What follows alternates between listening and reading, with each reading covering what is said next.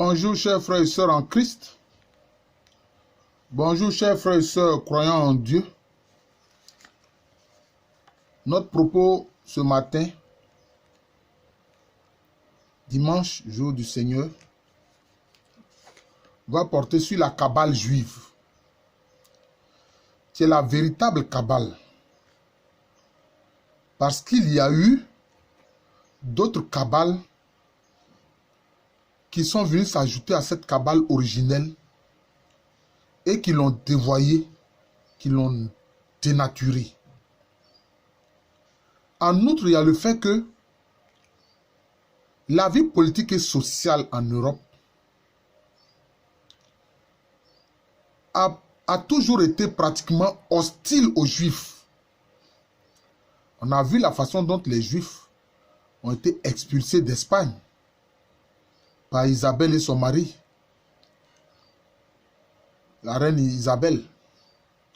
On a vu toute cette persécution contre les Juifs dans toute l'Europe. Si bien que les Européens n'ont même pas cherché à savoir ce que c'est que la Kabbale juive. Ils n'ont même pas cherché à la comprendre. Quand on veut dire que on a monté un complot contre quelqu'un, on utilise en français l'expression on a monté une Kabbale contre lui. Vous voyez? Cette expression déjà montre ce que les Européens pensaient des Juifs. Mais ici, nous allons parler de la véritable Kabbale, la Kabbale juive. Parce que à cette Kabbale juive-là, certains ésotéristes, ils ont ajouté le tarot et ils ont ajouté les horoscopes, l'astrologie. C'est le cas, par exemple, d'une organisation qu'on appelle Bota Europe, qui enseigne cela à ses adeptes. J'ai rencontré certains de ces adeptes avec qui j'ai échangé. Mais c'est tout un mélange, non seulement de Kabbale juive, mais aussi d'hermétisme et d'ésotérisme.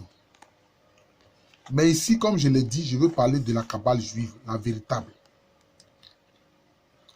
Vous savez que Moïse, ou bien Moshe, tel qu'il est appelé en hébreu,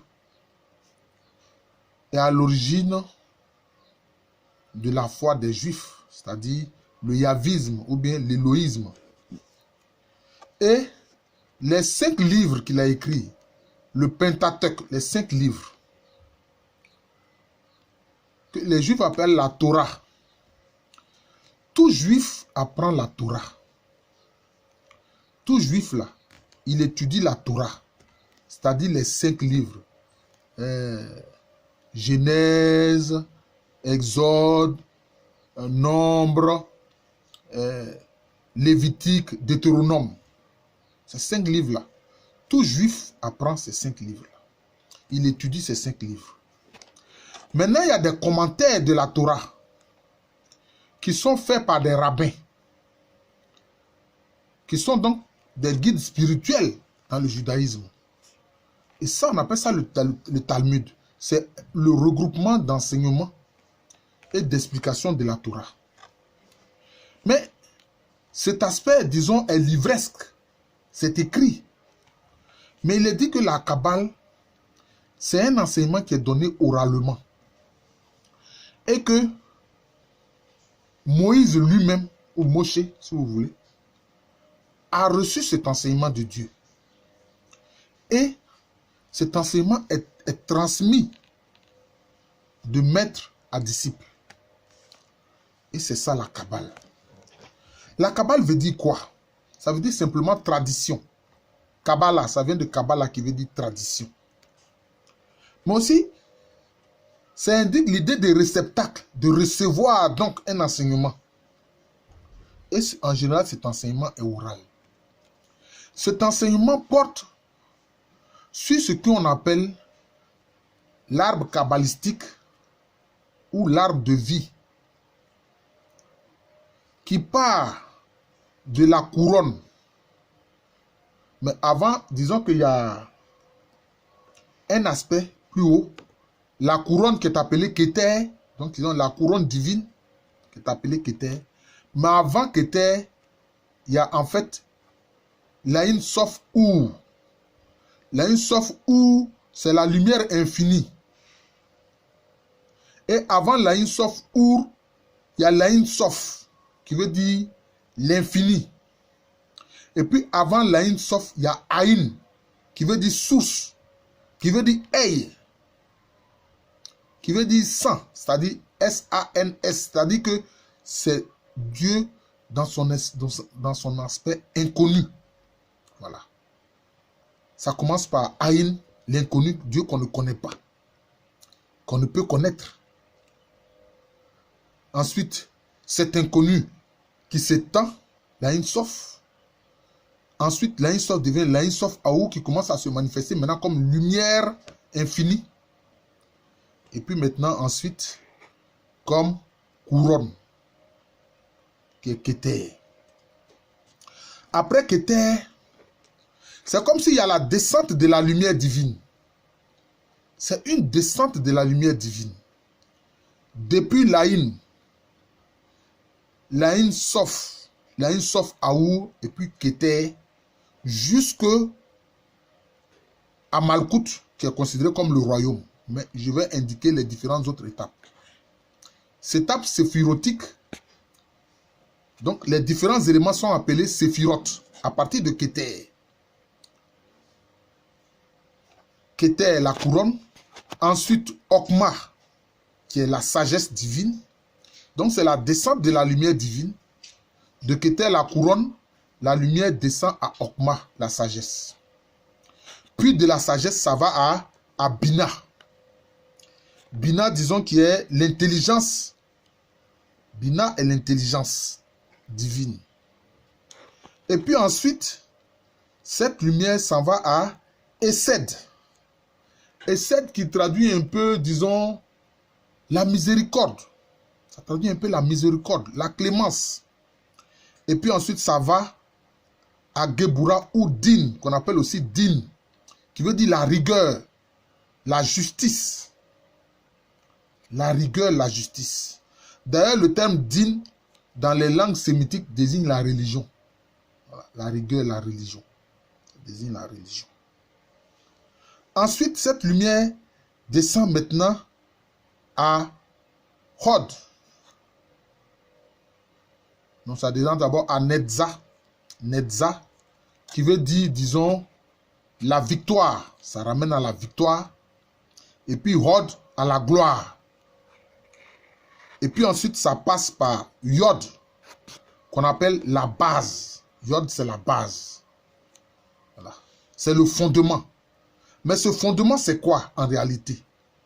Ce fondement, c'est la foi. Ce fondement, c'est la foi. La foi, l'accueil de la parole divine. Et puis ensuite, maintenant, ça va à Malkout. Malkout qui est, disons, la base et qui est le royaume. J'espère que cela n'est pas trop compliqué pour mes frères chrétiens ou pour toute autre personne. Mais il fallait qu'on explique ça pour dégager la cabale juive de toutes ces fausses cabales ésotériques mêlées d'horoscopes et autres.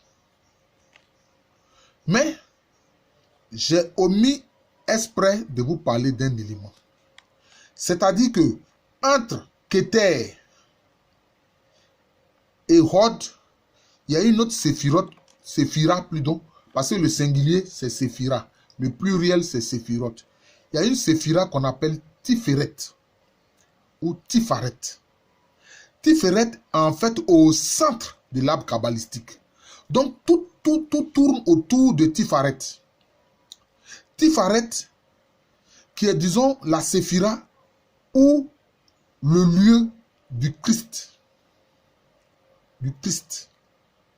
Du Messie, si vous voulez. Machia, comme disent les Hébreux. Le Messie. Donc, au centre de cet arbre kabbalistique, depuis Keter jusqu'à Malkout, Tifaret est au centre.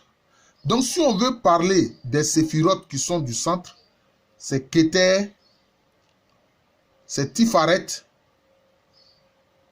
et puis Yod, et en bas maintenant Malkout. Les autres séphirotes sont soit à droite, soit à gauche. Et on estime que la séphirote de droite, c'est la séphirote, disons, de la miséricorde, et la séphirote de gauche, ce sont les séphirotes de la rigueur. Vous voyez? Donc la Kabbale n'est pas une affaire obscure. Si bien que moi j'ai entendu quelquefois des pasteurs ou certains prêtres même prêcher en montrant la Kabbale juive comme quelque chose d'obscur et même de diabolique. Ce n'est pas vrai. Ce n'est pas diabolique du tout. Ce n'est pas diabolique du tout. Parler de la couronne divine, de la sagesse divine, de l'intelligence divine. Et je disais, la séphira Tiferet, celle du Messie, c'est la séphira de l'amour et de l'harmonie. Parce que c'est cette séphira-là qui harmonise toutes les autres. C'est pour ça que moi, quand j'entends quelque chose, j'entends des gens dire de quelque chose, je cherche pour savoir, je fais moi-même mes recherches pour savoir ce qu'il en est. Je ne prends jamais position quand je n'ai pas analysé. Bon, ça, c'est un peu mon côté intellectuel aussi. Non. Alors, tu vas les écouter, tu vas dire que la Kabbale, c'est une chose obscure, diabolique. Oh non.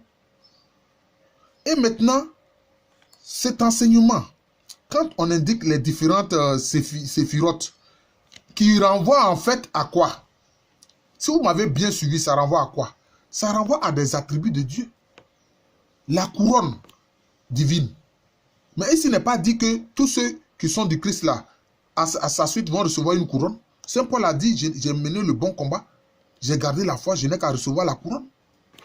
Et nous disons que la très sainte Vierge Marie, notre mère, a été couronnée au ciel. Vous voyez? Donc il y a une couronne divine qui existe. Et la Kabbale en parle. Vous allez dire que c'est diabolique. Non. La sagesse. Jésus-Christ est la sagesse incarnée. L'intelligence infinie, c'est quoi? C'est le Saint-Esprit. C'est ces choses-là que parle la Kabbale. La Kabbale a existé avant le christianisme, puisque le judaïsme a précédé le christianisme. Et Jésus était un juif. Notre Seigneur Jésus, il était juif. Vous voyez?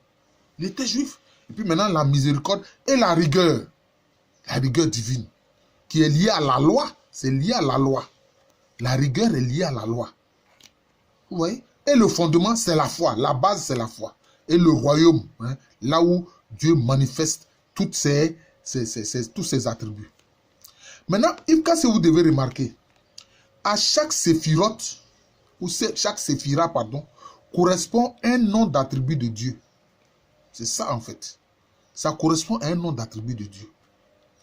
Par exemple, à Malkout, le royaume, bon, on vénère Dieu sous le nom de Adonai. Donc, l'élève en Kabbale juive va commencer par le royaume. Et il va faire des litanies avec le nom Adonai. Ensuite, il montera à Yesod, où il va faire des litanies avec le nom El Shaddai. En fait, El Shaddai, d'aucuns disent que ça veut dire le puissant, Dieu comme puissance. Mais en fait, si on veut voir dans le fond, c'est Dieu en fait qui dit que je suis aussi comme une mère qui a des mamelles pour te nourrir, pour te protéger. Il est apparu aussi sous cette forme-là à Abraham. Pour dire Abraham, ne t'inquiète pas. Je veille à tous tes besoins comme une mère veille à tous les besoins de son bébé. C'est ça El Shaddai. Donc après le nom Adonai, qui veut dire simplement Seigneur, il va travailler maintenant avec le nom El Shaddai. Et ainsi de suite, il va travailler à chaque séphira correspond un nom d'attribut de Dieu. Hein? Un nom d'attribut de Dieu. C'est comme ça. Par exemple, la séphira Din, celle de la rigueur. Bon, tu vas travailler avec Elohe Gebor, c'est-à-dire Dieu qui est force. Dieu qui est force. C'est comme ça. C'est comme ça. Vous voyez? Donc, à chaque séphira, il travaille avec un nom de Dieu. C'est ça la Kabbale. Et donc, le maître ou alors son enseignant qui veille sur lui pour lui enseigner la Kabbale, il voit que à chaque étape, l'élève a intériorisé le nom divin qui correspond. C'est comme ça. Mais, entre la séphira Tiferet et la séphira Kéter, il y a une séphira dont on ne parle pas, qu'on appelle Daat. Daat qui veut dire connaissance. On ne la représente pas, mais quand on la représente toute noire. Toute noire. Mais moi, j'ai réfléchi, j'ai regardé. Ça correspond à quoi? Ça correspond à la nuit de l'âme. Parce qu'une fois que tu traverses là, tu t'en vas à Kéter, dans la couronne. C'est-à-dire le lieu où tu vas te dire maintenant que je trouve ma joie même dans les souffrances que j'endure pour Dieu, pour le Christ. C'est ça. C'est ça qui représente la séphira d'Aat. Et c'est ça qui a fait que le vieillard Simeon a dit à la Vierge Marie, toi, une épée te transpercera le cœur. Et quand ce moment arrive dans la vie des chrétiens, mais ils sont troublés. Ils ont l'impression que tout le monde les a abandonnés. Ils sont comme dans un trou noir. Mais c'est le moment où, justement, tu dois comprendre que ton seul soutien, c'est Dieu. Ce n'est pas une créature, mais c'est Dieu. Alors tu te tournes vers lui et alors tu découvres sa splendeur, sa couronne. C'est ça la Kabbale juive que j'explique un peu. Le seul problème que j'ai trouvé à la Kabbale, qui n'est pas intéressant, c'est l'enseignement de la métampsychose, qu'on appelle aussi la transmigration des âmes, et qu'on appelle aussi sous d'autres formes la réincarnation. C'est ce que je n'ai pas trouvé intéressant. Je ne sais pas pourquoi certains rabbins y ont introduit cela. C'est ce que je n'ai pas trouvé très intéressant dans la Kabbale juive. Donc la Kabbale juive n'est pas une chose obscure, encore moins diabolique, non. C'est un enseignement qui permet aux Juifs qui s'y engagent d'aller vers une sanctification permanente et une perfection. C'est ça. Maintenant, la forme religieuse ordinaire, mais c'est ça la religion juive. Avec les bains rituels dans les mikvot, c'est-à-dire les bains rituels dans les espaces de bain où on se lave pour prendre un bain rituel. Mais dans la Kabbale, on va t'enseigner que ça c'est le bain rituel, c'est extérieur. Mais le véritable bain, c'est la lumière divine qui vient et c'est l'eau divine qui vient, l'eau pure qui vient du monde céleste et qui te touche. C'est ça, vous voyez. Donc c'est un peu un enseignement de spiritualité très élevé chez les Juifs. C'est ce que je voudrais dire. Donc ce que le chrétien doit savoir de la Kabbale juive.